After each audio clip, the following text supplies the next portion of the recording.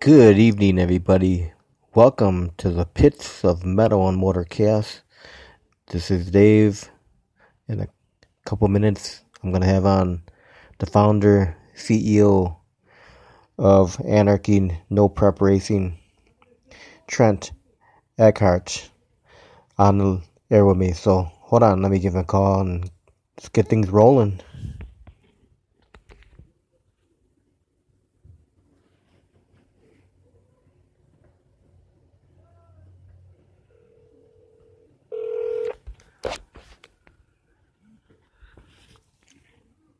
Hello. Hey, Trent, you live on the air. I'm live. Ooh, You're exciting. How you doing, Dave? How you doing? I'm Thanks for good. having me. I'm good, no problem. So you got your first Anarchy No Prep race done, and you had a pretty big turnout. Yeah, it went. It was first event of the year, and I was a little apprehensive as to what to expect, big with all the COVID-19 insanity going on right now. And we went into it with a conservative approach. That way, if it didn't go well, nobody lost a ton of money and anything like that. And apparently, people just wanted to get out of the house because a whole bunch of people showed up. We had a great time. Yeah, it looked like if I'm seeing all the pictures and videos that people did, people packed all the way down the whole track, all the way along the fences and all that. Yeah. Yeah, it was a great show. We were very impressed. People were very supportive, and the racers had a good time. Racer turnout was down a little bit, as expected, mostly due to parts issues and whatnot. A lot of guys just weren't ready, and I felt that pushing forward with the event was the lesser of two evils versus canceling or rescheduling or postponing or anything. Because really, with the way 2020 has been going, we didn't know what was going to happen moving forward. So it seemed like we would work with what we had and just hope it worked rather than, start over with a whole other date. Yeah, none of the seniors came out to race, right? Yep. But yeah, I'm glad everything went along smooth for you, though. Yeah, thank you. Yeah, me too. I was very helpful. I mean, it wasn't obviously just a one-man deal. There's a lot of people that support what we do, a lot of people that work with the event. I've got, a management crew of 3 plus my son, and, I've got regular staff. We've got probably 20 people. It's very much a team effort. It's very much a team effort. We'll talk more about them in a minute. Yeah, so tell me the history about Anarchy No Prep. Okay.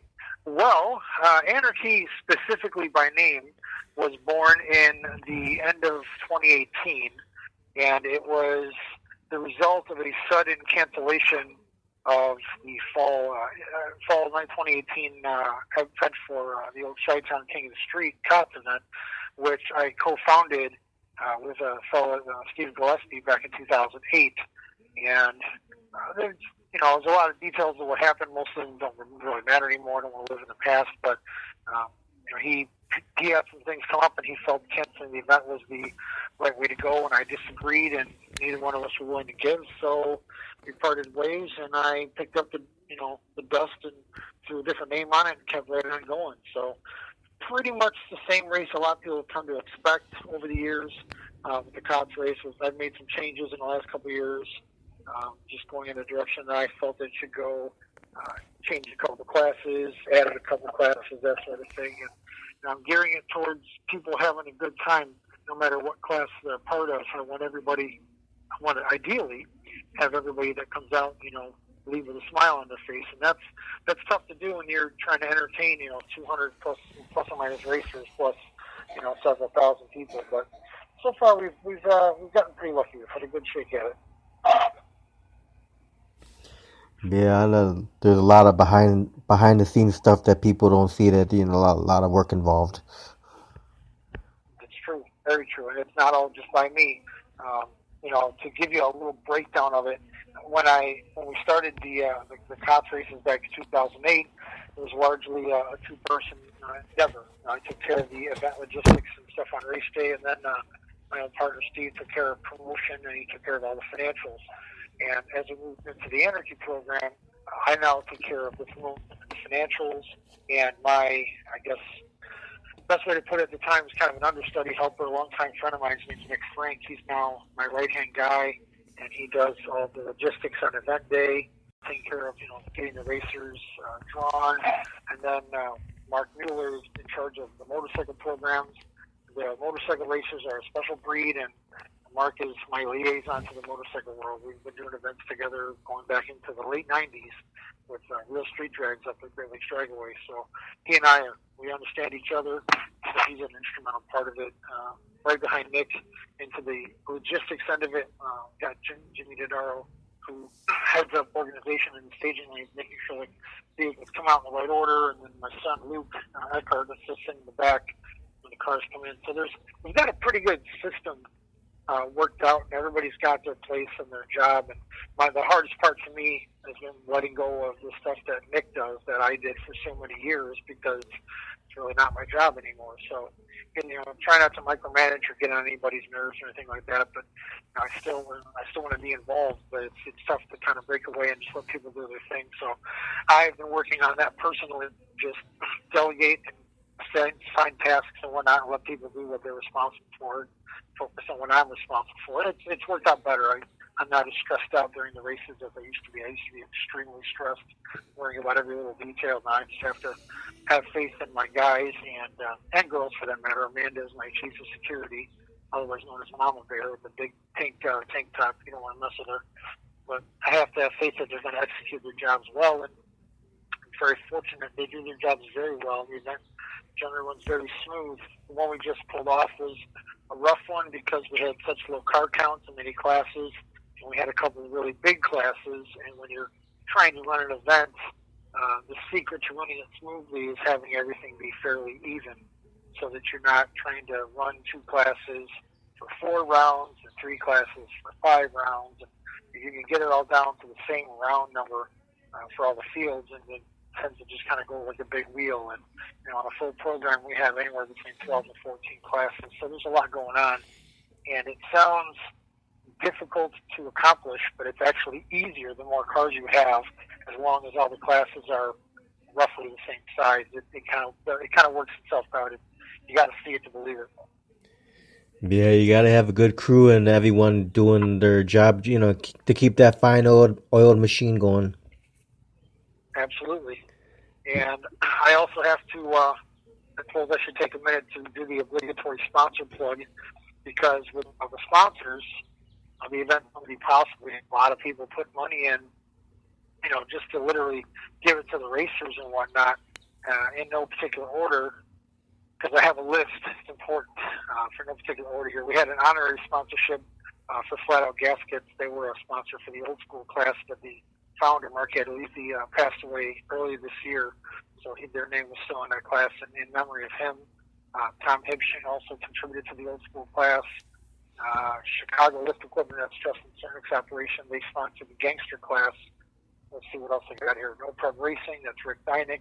He sponsored originally senior, and then he moved into big tire when senior, was canceled, did a little turnout. What else we got? Redline Powertrain, they were in heavy hitter. Wind Racing and Franklin Performance, they were sponsoring motorcycles. Motion Raceworks sponsored 275. Doug Cook chipped in a cool $1,000 for the winner, which was awesome. And Jim Horton, who's just a privateer racer, put like $500 into the hard tire class. And the big one for the event was automatic transmission design out of Waukesha, which was Charlie and Mike McCormick's operation. They stepped up as an overall event sponsor pretty much on 2 weeks' notice, which was really a stand-up move for those guys. We've had Strange Engineering as an event sponsor since we started, but with all the COVID, what I call the COVID ridiculousness going on, because it's just insane. A lot of bigger companies have frozen all their marketing budgets, and I lost a few sponsors. I lost General RV, I lost Strange, lost Fast Forward Race Cars. All people that have been with me since before Anarchy was even really a thing. They were sponsoring, way back into the COT days. But everybody, the coronavirus has been a rough time for everybody. And yeah, it was reflected in sponsorships, and I tried to poke a little light at it, and I, nicknamed this event Coronavirus 2020, just because it seemed to fit. So people came out and had a good time regardless, considering what I would say is one of our smaller shows we've done. In people still enjoyed themselves. So I think September is going to be something else. We're doing the next one on September 12th of the Great Lakes, just like we did, 2 weeks ago in June. And I think September, barring any other, murder hornets or viruses or Yeah. meteors or whatever else threatens us this year, I think it's going to be pretty crazy. Now, for these events, do you rent out the track? Yeah, it's a private event, so there's nothing else going on besides the Anarchy on that Saturday. And, I've had a relationship with Great Lakes Dragaway for many years. I mean, I've worked there a little bit, helping run their major events and, volunteer coordinating events like Real Street Drags back to when it started in 1999. So we've got an understanding, and I understand the priorities of the racetrack and what they need out of us. They have come to kind of trust my judgment, if you will, over the years. So they don't really kind of look over me too much as far as what I'm doing. They know that I'm not going to jeopardize myself or the facility, that sort of thing. And yeah, it's a good fit for us. Now you bring all your own security in there? We have our main line staff. All people need church staff. Like I said, there's 20 of them under Amanda, security chief. And I'm losing you. I can't hear you. the track brings in their own. There you are. What I would call the heavy hitter. Did I lose you? Yeah, you totally faded out. Oh no. Well, unfortunately, I'm in a secret bunker in Florida, and I don't think I have very good signal at the moment. Sorry about that.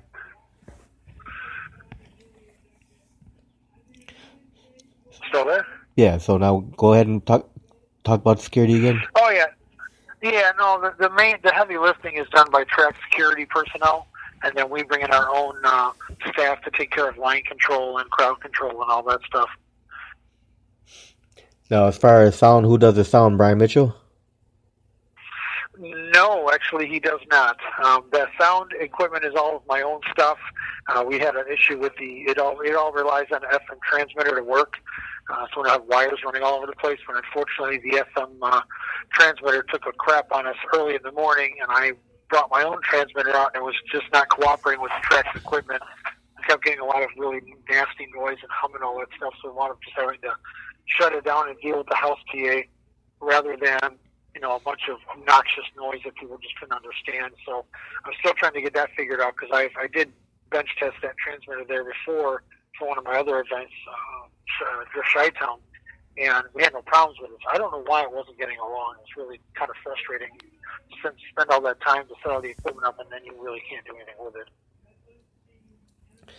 Yeah, because I know I was watching Tough live, like a couple weeks ago. He was talking about he's willing to help you out any way he can with that event. Yeah, well, and Brian and I have known each other, 25 years now. It's a love-hate relationship. Sometimes I love him, sometimes I hate him. Depends on what he does. Yeah, I know. And how often he talks on the fucking internet. If you just keep him away from the internet, I mean, he's a very tolerable person. But he gets on the internet and he turns into Lex Luthor, which, if you ask him, he'll tell you that I kind of created that years ago when he had the whole thing with he's not getting paid, and he chased people on the internet trying to get rid of it. I told him, I said, why are you wasting your time? Why don't you just own up to it and take the teeth out of it? Well, that was meant just like a coping mechanism. Now he's like taking it like a life philosophy. Now he's, the evil puffing up of the internet. It's a little out of control, but he had done the sound for us with Anarchy and as well as Cots for a few years, and it was really a cost-cutting maneuver. I mean, it's he's got some very high-end professional stuff, and I mean, it does the job for sure, but it's not cheap to bring them out there, and I don't expect anybody to give me anything for free for an event that, if it goes well, I mean, obviously we make money on it. I don't expect anybody to give it for free. That's just not smart business. So when we started doing it, it was really a cost-cutting maneuver, and I had a lot of my own equipment, from other events. So far it worked pretty well. I mean, if these events are going to get bigger like they were in June, I'll be in a position that he and I might be able to work together again. Because again, his equipment is definitely it's more up to the job than mine as far as lighting up the whole racetrack. I'm only worried about the starting line and 400 feet of cart and grandstands, and I'm good. So But if we've got people lined up down the fence to the eighth and a quarter or whatnot, obviously we got to bring in more equipment to cover that. Right. And I want people to have a good time, and I want them to, leave not going, I couldn't hear a damn thing anybody said. And, Mike Gould, Red Baron, he's obviously the main track announcer for the most part, and another old friend, we all did RSD radio back in 2008 and 9, and I told him back then, I said, he's got a fantastic voice. If he ever just, wants to get into announcing, I think he'd be great at it. And here we are, 12 years later, and he's a fantastic announcer. Yep. And it breaks my heart that all that talent, and now he's getting used to the racers. He knows the guys. He's getting some familiarity with them. And I don't know, you may know, but I announced cops pretty much from day one up until Anarchy started, and so he kind of gotten into more of a frontline announcer role. And I love announcing. I've gotten fairly talented at it, and I really enjoy it. But I just don't have the time for it now, like I used to. So Mike is really the frontline guy. And the point I'm getting at is that it was, kind of a bummer that not everybody could hear him, because he's got a lot of great things to say, and his delivery's fantastic, and he makes a hell of a Santa Claus, so that's helpful. Yeah. So let me ask you this, Trent. What made you decide to dip your feet into this no prep racing? Well, I don't know if you know this, but the event that this all came from, Cox, has been credited with creating the no prep genre. We didn't, it wasn't our goal when we started doing it. It basically started with a concept that was actually born out of a little street race, shit talking session. And the actual concept is credited to a fellow we just call Figgy. You'll see him on Facebook as Fig Terry, but he's an old Southside street racer, and there's a bunch of them standing around, and they're just tired of getting caught by the cops. So they started thinking of ways to do something a little different and not have to worry about the law all the time. And we had done, actually Brian Tuff and I were kind of credited with starting the Real Street Drag program in '99. So I had lots of experience running street race type stuff on a racetrack. And the event idea from Figgy, Steve decided to kind of pick up with it and do something with it.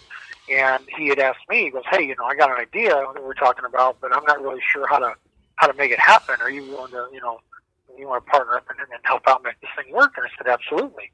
So the first couple were really low key. We did them at US 41, and there was no spectators. It was very, hush hush, and it was super, gritty, super grassroots, down to earth. And that's when Boosted GT came up and won the first one, and a lot of us didn't even really know who he was other than a screen name. Excuse me. And it kind of took off from there. And there was other events around the country that kind of mirrored it. I believe the next real name in No Prep to emerge was Redemption. That's Shannon Morgan's deal down in Texas. And, she decided to take what we were doing and bring it down south, because she came up with, Cody Jones and Chris Hamilton, a couple other Texas guys, and she liked what she saw. So once it went down south and, people started picking up on it, they're much more diehard down there because they have such a long race season. And, obviously, like I said, we weren't trying to start anything, new, but a lot of people have, kind of credited Cots with starting the whole no prep genre. And, obviously, then eventually the TV shows picked up on it, and it, kind of got out of hand. So what do you enjoy most about doing these events? Up until we started with Anarchy, I was super duper focused on the racers. The racers have always been my people, and they still are, but that was really the only thing I focused on. Now that, I'm kind of the face, if you will, publicly of the whole deal, which to a certain extent I was a cop because I did a lot of the interviews. This wasn't really Steve's forte. But now that, I'm officially the driver's seat, that kind of thing. What I really enjoy is trying to find the balance of pleasing everyone, even though it's an impossible task, and I know that. But when you understand how people work, I guess it's not as impossible as it could be. Racers are a fairly simple group of guys and girls as far as giving them what they want, making them happy. And really, the number one thing with making racers happy is just do what you say you're going to do. There's so many people out there that are in a position like mine. They don't do that. They promise things and they under-deliver, and it's just a mess. And ultimately, the racers are the ones that suffer. As well as any spectators that pay good money to come and see whatever they're doing. And the other thing that again that falls into that is making sure that the people who pay money at the gate, to come see the show that I and my team are putting together, to make sure that when they leave, they feel like they got their value out of their money. I think a spectator ticket's $25. Some people have complained about spectator pricing over the years. Nowadays, $25 for literally an entire day's worth of entertainment, it's nothing in the grand scheme of things. You go to a ball game, you'll spend more than that in a friggin' parking lot, that kind of thing. So, Yeah. but I don't want to lose sight of it. I want to try to make sure everybody leaves and feels like that they got their money's worth and they had a good time. Because those are the people that are going to come back or tell their friends, yeah, we had a great time, everything went really well, and that's that philosophy of trying to make the spectators as happy as possible without sacrificing the racers is what led me to increase the number of classes and decrease the amount of cars per class. And it's a very unconventional philosophy I developed. I call it a zillion little classes. And, it proved itself last year. We had 2 large-scale events, about 200 cars apiece, and we had virtually no downtime. Luckily, we had no crashes or roll downs, anything like that. But the event structure itself worked out really well, and a lot of it's a testament to the team of people that are executing the plan. I can write the best plan in the world, but if the people that are actually doing the work on the ground, don't get it done right, it won't work. So I'm very fortunate that I've got good people working with me. Yeah, I know. I did see a video for this past event of one of the guys hit the wall. Yeah, we had one of the wise guys.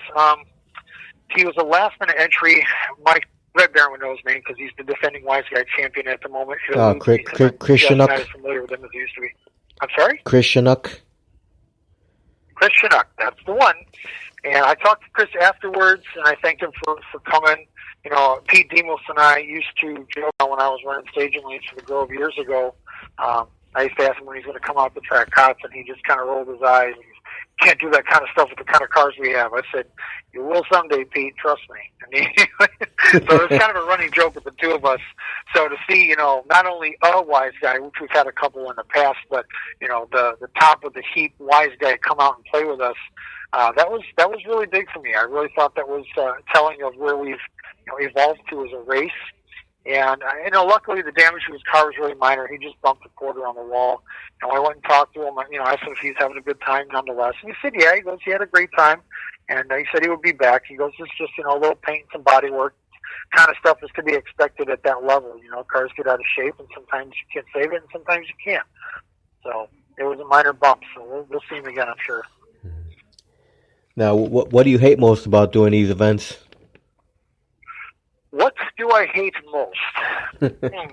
I try not to hate anything, but if I was gonna label it, I would say the one thing that I'm not a big fan of hate. Let's put it like that.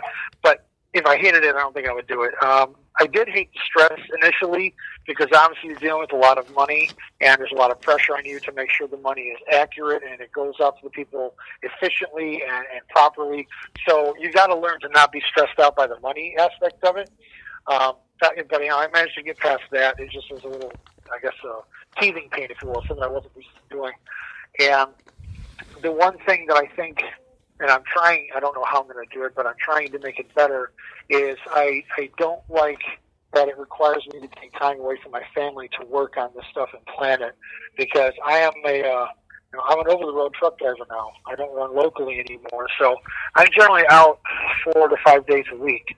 And, unfortunately, they only gives me literally 2 days out of 7 that I'm home at all. And when it's, when we're planning for the race, there's a lot of stuff I can do on the road. Technology has its benefits, but when I'm home, like around this Anarchy, for example, I didn't take any work off at all. I usually do, but this time I didn't because I didn't expect the event to do well enough to justify taking time off of work. So it was especially difficult, and, my wife, Rebecca, is a freaking saint for putting up with it. And I don't tell her that often enough, but she really is. She's actually helped with the Anarchy program, did the merchandising off the ground, manning the merchandise trailer for the first couple events that we had it.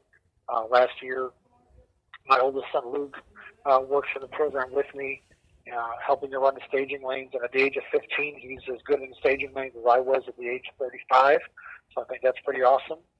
And my middle son Dylan, who's 11, has dabbled in the merchandising. The kid's a born salesman. My youngest son Andrew, he's not really interested in the stuff yet, but he might. He's still young. We'll see if he takes a liking to it or not. But really, I'm trying to minimize the impact it has on my family if I was to peg it with any kind of a dislike. Obviously, if an event tanks, then I will dislike a lot of things. But so far, we've been very fortunate. The events have gone well. The feedback has been good. The team has been good. I mean, there's not much to dislike about it other than the time commitment when you're trying to spend time with your family. That's kind of the hard part. Now, if you could have the fans remember one thing, after they come to the event, what do you want these fans to remember about it? If they're going to remember one thing, I want them to take away from it that they had a good time. Because that's really, to me, that's the focal point of the entire thing. I want to, as best as possibly I can provide, I want the racers and the fans to have a good time. I want people to not be stressed. I don't want to be aggravated. Last year I had a complaint, if you will, that someone said the race ran so consistently that they didn't have time to get up and go get anything from concessions because they didn't want to miss anything. So it's almost a good problem to have, and I understand. I never thought it would get to that point. But, there's been so many events I've worked at in various tracks around the country where, I've been yelled at, I've been called names, my mother's been called names, my family's been called names. People get hot under the collar. They say a lot of stuff that they generally don't mean, but it's ugly things, it's ugly stuff. And, thankfully, I have fielded very little of that with the Anarchy program, and for that I am extremely blessed, and I'm very thankful. Now, is there anything you think you could do to make the event even better? If I can make the event even better, well, I think that's a loaded question, because I don't know. I think it's, while I am, the boss, I own the race, so to speak. I try to keep my ego in check, and I try not to think of it as a me type of thing. I do make a lot of the decisions, but I don't make a lot of decisions without bouncing them off of people that are pertinent or affected by the decisions. For example, one of the new classes that I developed in 2019 off a concept called Old School, which is one of the more popular classes we have right now. That class is being headed up by two friends of mine, Eric Fritch and Greg Hurlbutt. And while technically, I can make the decisions and I can override all of it, I would never do anything like that without consulting them for the betterment of the class. And I try to use that philosophy in every aspect of the program where, if I'm going to make a decision, I will bounce it off the people that are, going to be affected by it. So for what I would do, it's a tough question to answer, because I like to think that there's nothing that I will literally do, like I won't use, the Midas touch and say, this shall be gold, that sort of thing, and make everything better. I think the zillion little classes philosophy, that was kind of my brainchild. And, again, there was a lot of resistance to it. It wouldn't work. There'd be too much time. And thankfully, it was just mathematics, and it all worked out really well. So that, I think, was probably my biggest contribution to making the event better for everyone, is to try to figure out a way to smooth it out, keep it consistent without stressing the racers out, trying to get them to turn their cars in 15 minutes. That was always a challenge.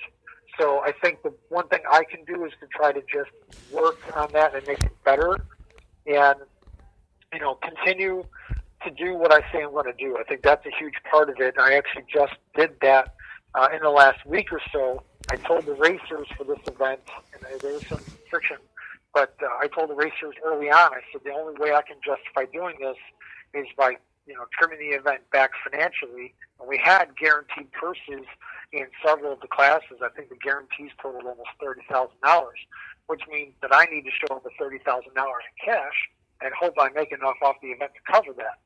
And with all the corona stuff going on, I just wasn't comfortable with it. So I had two choices: either cancel the event, postpone it, which is super common right now, or scale the event back so that the financial risk is minimized, which is what I happened to do. I told the guys, I said, we're cutting back all the guarantees, not going to pay out any guarantees this event, and only this event, and we'll figure it out moving forward. But if we do well, I will certainly add money to the pots.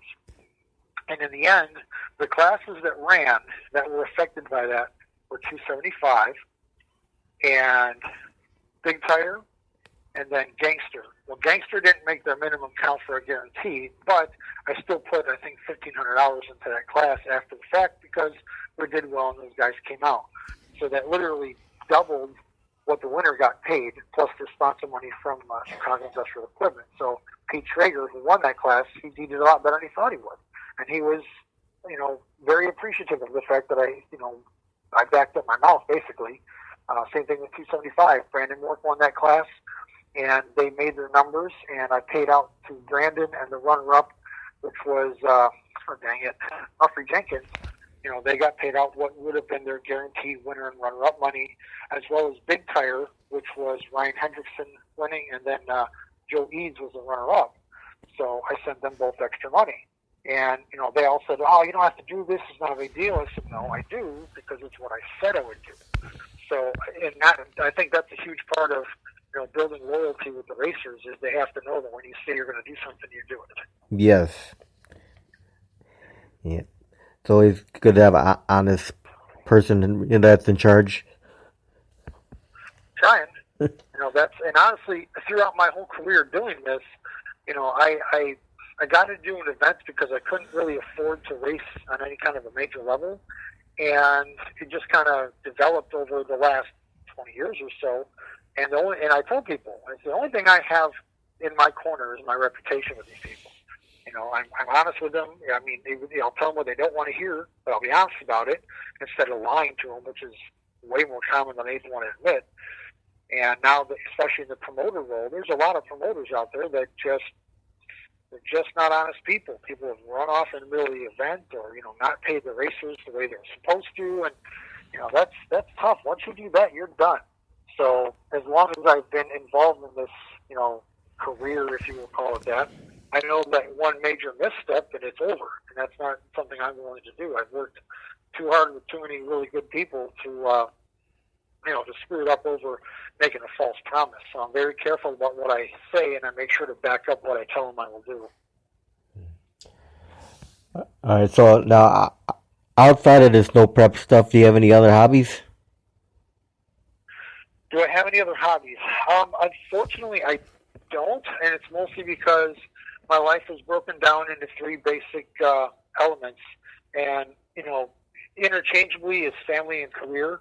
And I only say that because if I don't have my career, the family suffers. So, I spend a lot of time working. I mean, obviously now I'm over the road. I'm currently sitting in Florida. And, that I do that to provide for the family. Again, I got the wife and 3 kids. And when I'm home, I try to devote as much time as I can to them. All 3 of my kids are boys. And, I do my best to be a father as often as best as possible. So I guess my hobby is being a dad. Honestly, yeah. I don't, I'm an avid pool shooter when I have the time, that sort of thing, and I like to, ride motorcycles and whatnot, but I just don't have the time for anything, and I feel a little guilty doing really anything for myself.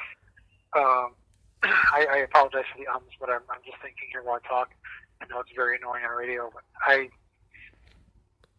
feel a little guilty doing anything for myself, knowing the kind of time commitment that I make to doing the events. So I feel like taking any more time away from my family when I'm home would be, kind of wrong. So it works out, though, because I love my wife and I love my kids. So it's not like I go home and I'm miserable and I'm stuck with them. I look forward to going home. And I said for a long time, the best part about leaving is coming back. And I believe that. Now, if you're able to hit a time travel machine and go backwards in time, would you do anything differently with your life? That's an excellent question, and it's one that I discuss with my boys every now and then because on a slightly personal note, I did not really have a father. He was there, but he was an alcoholic, and he died when I was 14. So I never had a relationship with my father, And I often think if I would go back and change that, but the truth of the matter is I wouldn't, because that, toxic, abusive relationship I grew up with is what made me into the extremely doting and attentive father that I am. My kids are my life, and I know they won't always be my life because they're going to grow up and they're going to have their own lives. So, but while they're younger, they are pretty much my number one priority, and that's kind of over the compensating thing, I suppose, for my own inadequacies when I was with my own father. But going back, I don't know how much I would change.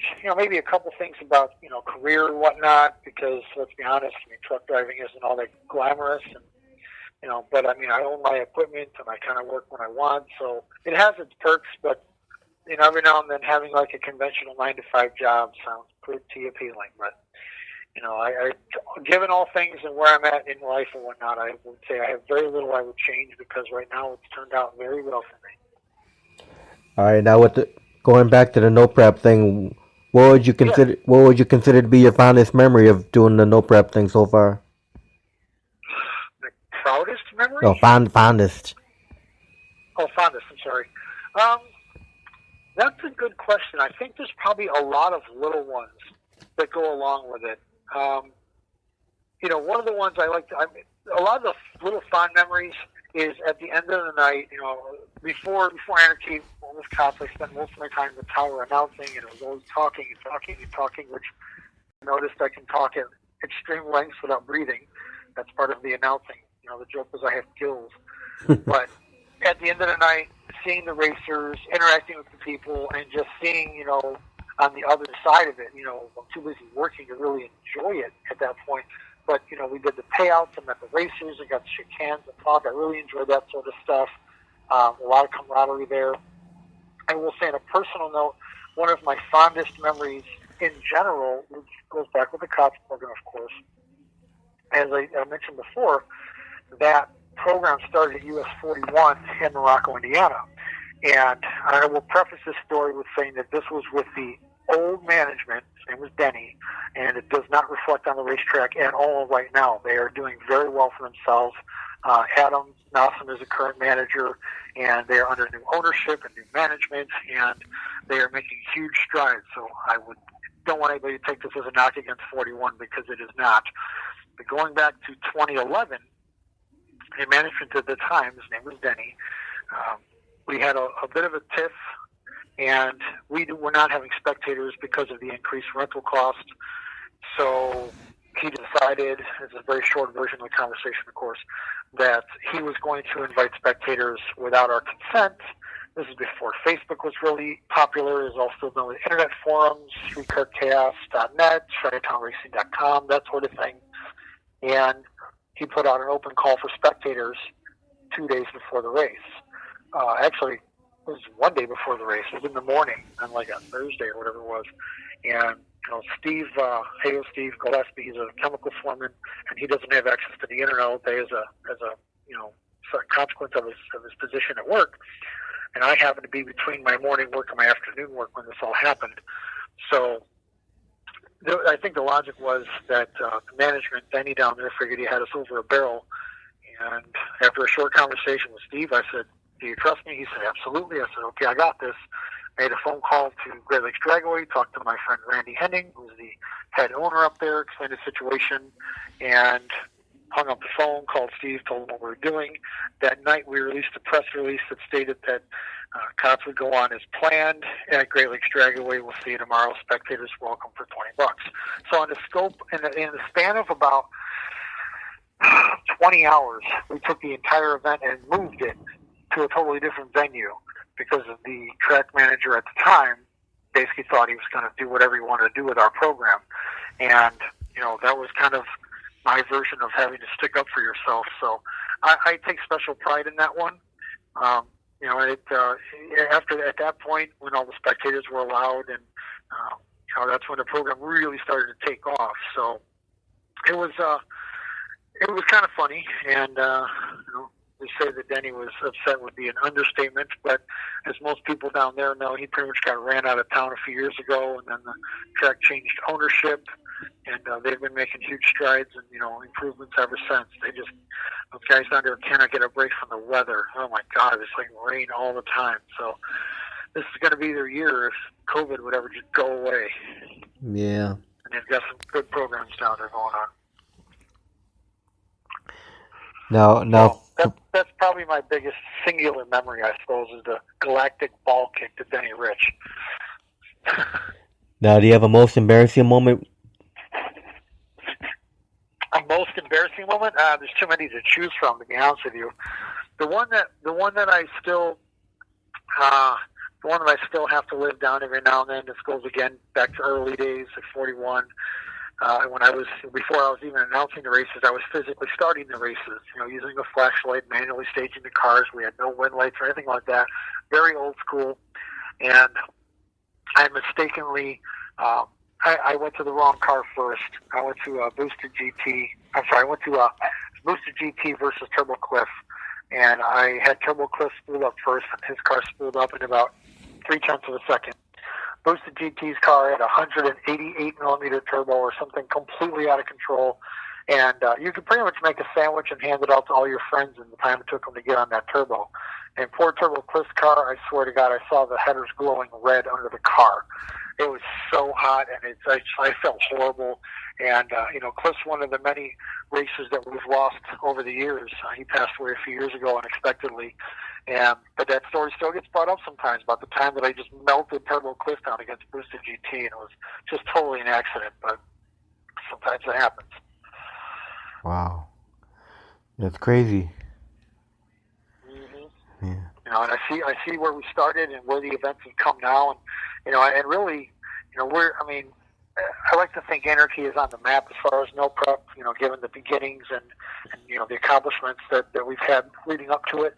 But there's so many events out there now, and you've got the TV shows and the No Prep Kings and all that stuff, and big money and teams, and it's cool that it's gotten that big, but it's kind of hard to wrap your mind around sometimes. Yeah. Yeah, it's awesome that you're doing, having awesome success with this. Thank you. Like I said, it wouldn't. If it was just up to me, I don't think it'd be going quite as good, because there have been some concepts and some ideas that I've had go through my head, and I've bounced them off, people in my own group, Nick or Mark or Jimmy, or people outside the group that I talk to, for I guess advice and whatnot. Some other promoter friends of mine, up north, down south, that sort of thing, and something I think sounds great. I've had people tell me like, no, that's horrible, and they give me reasons why it's horrible, and then I start to understand it's horrible. So it's tough. It's tough to manage that, I guess, because sometimes you got to think outside the box to accomplish the next new thing, if you will. For those that went to, actually, I'll touch base on something. Those who went to this race 2 weeks ago, we introduced a new class for this year. One of the biggest requests I had been getting from racers was, can you make something for the slow guys?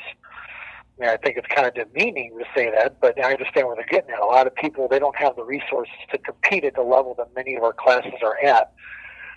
So I took a page out of a different book entirely, and we did a 1080 index, which a lot of people up here said, you can't do index and no prep, it'll never work.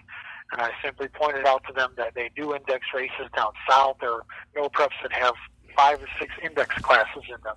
And the one that, sticks out of my mind is Shannon Morgan and her redemption program. I announced for her for an entire season a couple of years ago, and I watched her do her index programs, at close range. And the racers just eat them up. And what it does, it allows you to have a much more varied field of competitors, because you're not dealing with heads-up, maximum effort stuff. They have to run a number. If they can't run the number, they're out. So we did this 1080 index as just kind of a test. I was going to do an 8-car exhibition. That was the original idea. The response was really, really good. So it was really strong. So we decided to do 16, which is our standard class size. And we had, I think, 13 or something like that locked in, and we woke up the next day, we had 26. We got this huge barrage of them overnight. I talked to Nick, who handles the lock-in, the list and all that, and he's like, what do you want to do? I'm like, shit, I guess we're going to have to get 32. And ultimately, we took 34. We took a couple extra on race day, which was a good thing to do to give people an opportunity to race, but it presented some logistical hassle. So I think we'll leave it at 32 moving forward. But the point is that it was super well received. And, you know, that's a very attainable class for a lot of people nowadays. 1080, wow, when I